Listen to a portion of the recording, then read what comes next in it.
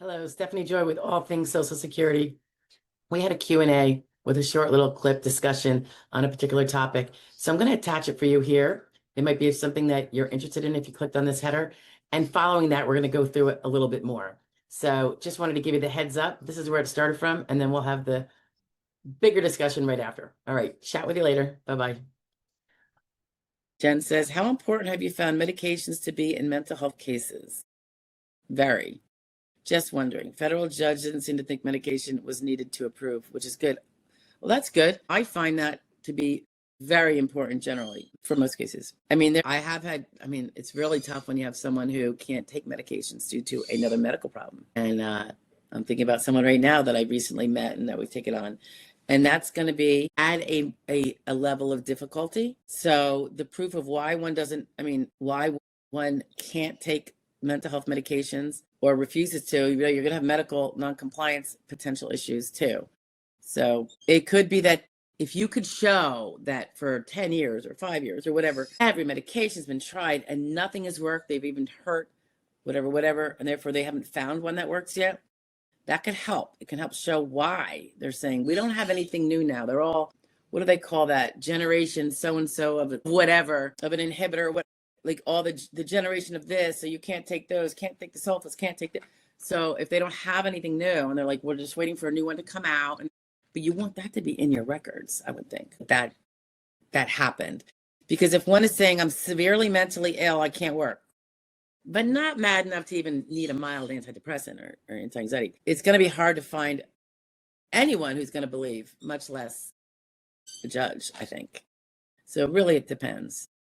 Think about the optics from the other perspective, I guess, what it looks like, what the circumstantial evidence will say to a fact finder, or be suggestive of. Hey, so if the subject matter of the video you just listened to is of interest and you want more on it, stay tuned. Here's another one about the same topic, but a little bit different. Bye now. So this is just a little bit of something about medications. I know there's a video concerning how it can be important to document your side effects from your medications, because side effects can create limitations in certain areas that can be used to help carve out some of those 12,000 jobs we have to carve out from your ability to do them full time. Okay, but here's the other thing about medications.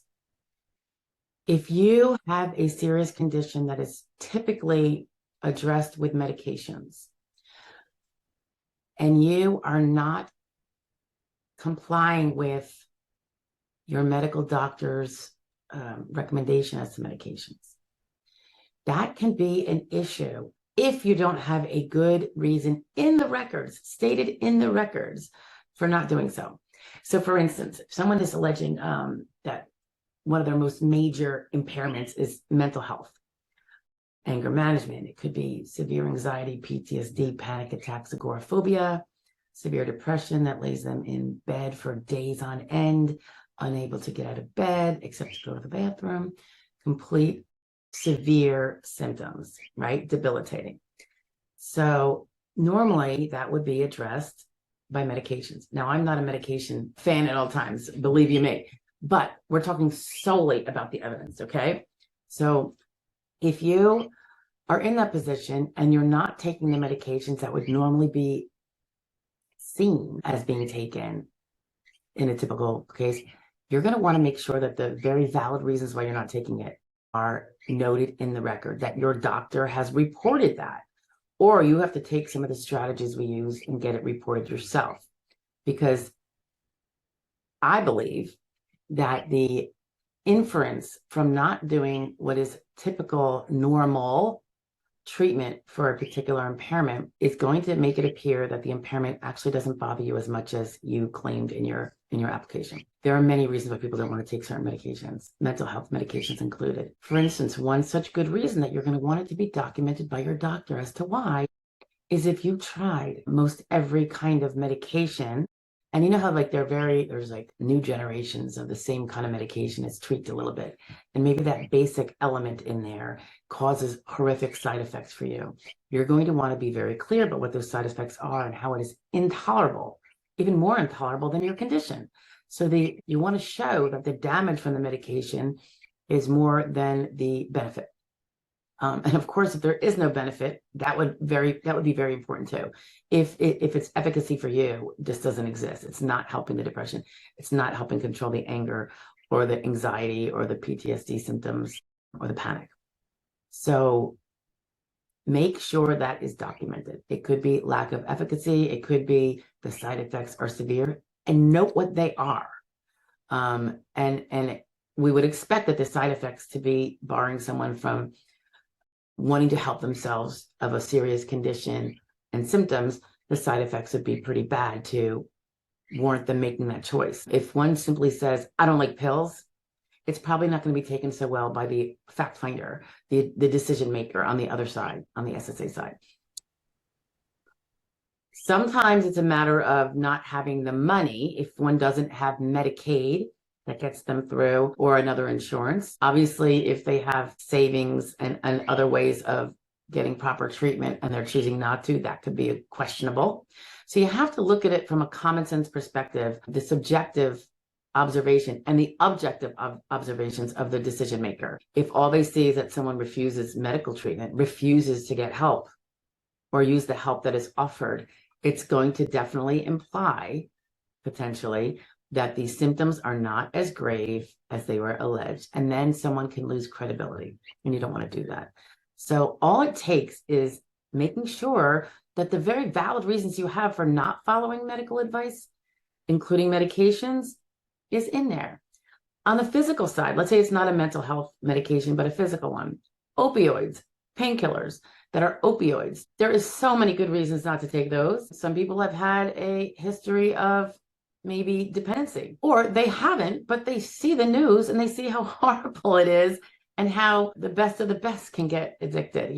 There are no boundaries, and they don't want to be adding that burden to their plate. So they try other things. Maybe it's those over-the-counter, combinations, acetaminophen, ibuprofen, what have you, that sometimes their doctor will suggest so they don't have to take opioids. Very valid reasons for not taking opioids, but you want it to be in the record as to the fact that it was discussed and there's big concern about dependency, etc. I have seen decision makers' decisions where they commented that the person doesn't even need pain medication.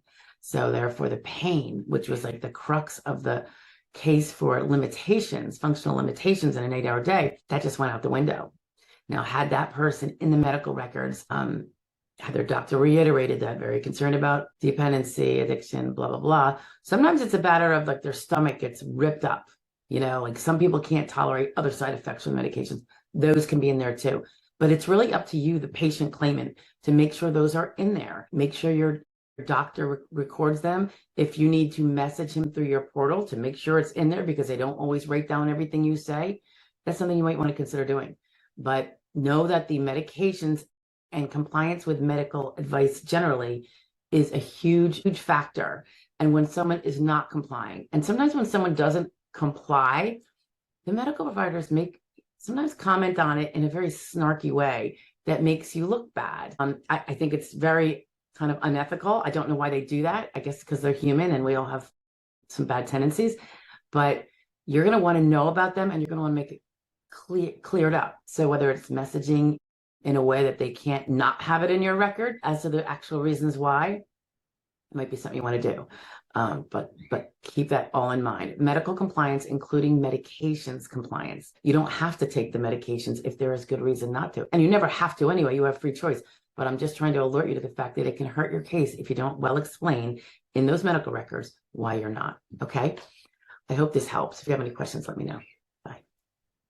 Hello again. I hope you enjoyed the video. I hope it was helpful, if not just a little bit informative. In the event you have a Social Security question you want addressed, please feel free to make a comment below and ask the question, even if nothing to do with this particular video. And just a quick, again, reminder, we have our daily video shares and tips around noon every day of the week. And on Wednesdays at 1 p.m. Eastern Standard Time, we have our live Q&A session where you can come in live and enter your questions in the chat. And we all pretty much have a good time for an hour or two. I look forward to seeing you there, hopefully.